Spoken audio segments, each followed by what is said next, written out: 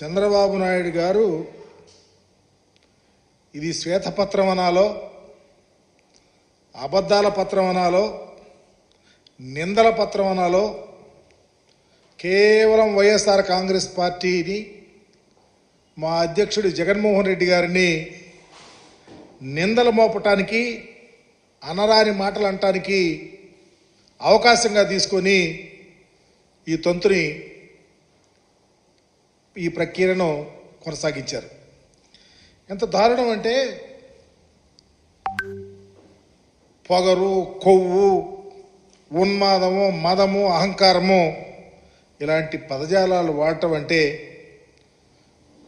స్వయాన గౌరవ ముఖ్యమంత్రిగా ఉన్నటువంటి వ్యక్తి ఈ రాజకీయాలు ఎట్టిల్లిపోతాయి.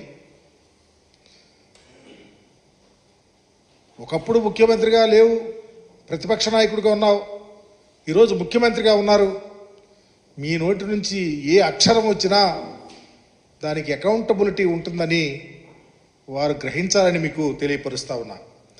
చివరికి శ్వేతపత్రం చూస్తే ఈ అవలక్షణాలన్నీ వారు మాట్లాడిన ప్రతి అంశం వారికి సంబంధించినవిగానే ఉన్నాయి.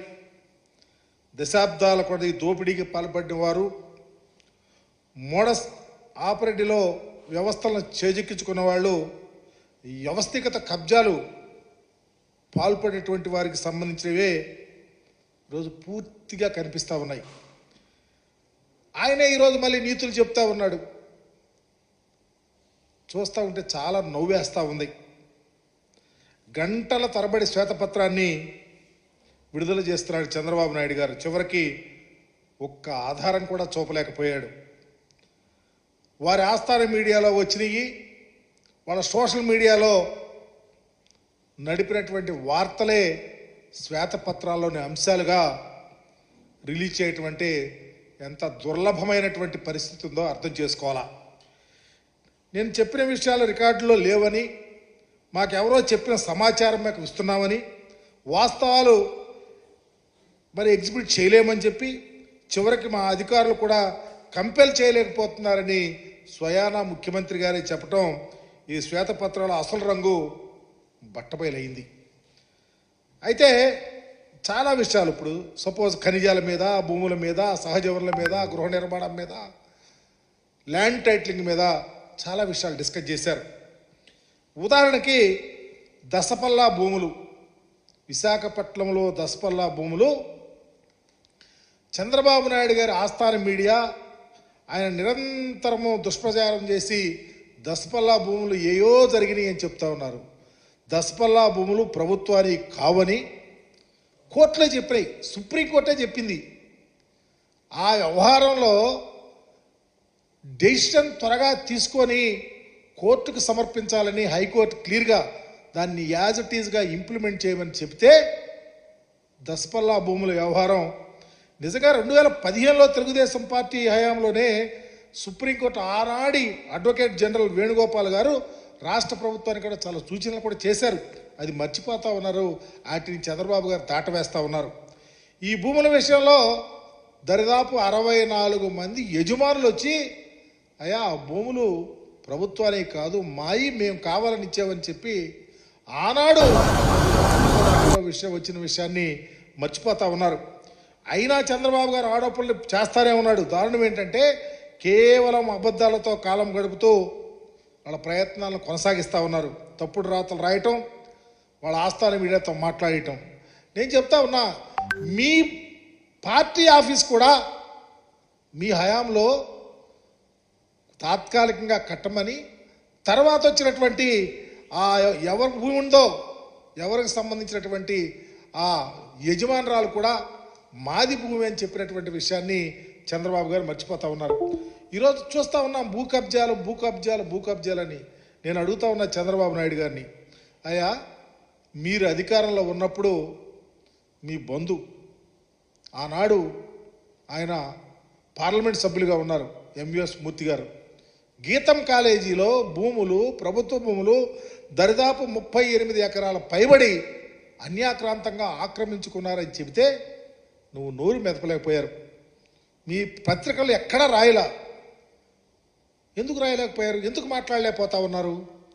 గీతం భూములు ప్రభుత్వం భూముల్ని ఆక్రమించుకున్నారని చెప్తా ఉన్నారు ఆధారాలతో. ఎందుకు చేయలేకపోయావు? ఈరోజు కూడా దాని మీద మాట్లాడటల్లా.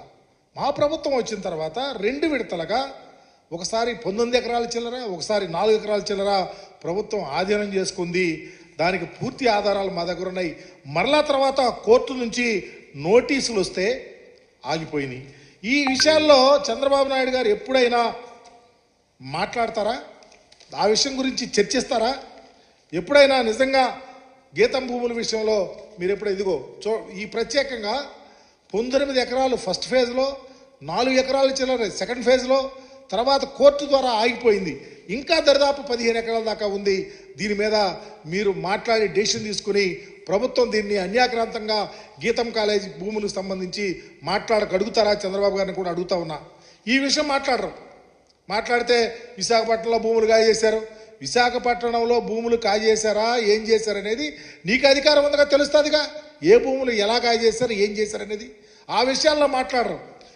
ఇలాంటి పరిస్థితుల్లో భూములకు సంబంధించి ఈరోజు నువ్వు శ్వేతపత్రం విషయంలో మేము అడుగుతున్నటువంటి విషయాలు, దస్పలా భూముల వ్యవహారాలు కానీ, లేకపోతే అన్యాక్రాంతంగా ఆక్రమించుకున్నటువంటి గీతం కాలేజీ భూముల మీద మీరు క్రిస్టల్ క్లియర్గా రాష్ట్ర ప్రభుత్వం ఏం చర్యలు చేస్తుందో చెప్పగలుగుతామని కూడా అడుగుతా ఉన్నాం. మీరు చెప్పలేరు. చెప్పకపోయిన నిందలు జగన్మోహన్ రెడ్డి గారి మీద, నిందలు వైఎస్ఆర్ కాంగ్రెస్ పార్టీ నాయకుల మీద వేయటం తప్ప చంద్రబాబు గారి ఆద్యంతం ఈరోజు క్షేత్రపత్రం చూస్తూ ఉంటే సిగ్గేస్తూ ఉంది. ఇకపోతే ఇళ్ల స్థలాలు, ఇళ్ళు కోసం మాట్లాడారు. భారతదేశ చరిత్రలో ఏనాడైనా ఇన్ని లక్షల ఎకరాల భూముల్ని ప్రభుత్వం ఇళ్ల స్థలాల కోసం తీసుకొని గవర్నమెంట్ భూములు కానీ, ప్రైవేటు భూములు సాధ్యమైనంత తక్కువ ధరకు కొని తీసుకోవటం కానీ, లేకపోతే ల్యాండ్ పూలింగ్ ద్వారా తీసుకోవటం కానీ దరిదాపు 28,000 ఎకరాల భూములు గవర్నమెంట్ భూమి తీసుకున్నాం. 25,000 ఎకరాలు అత్యంత పారదర్శకంగా భూములు కొన్నాం.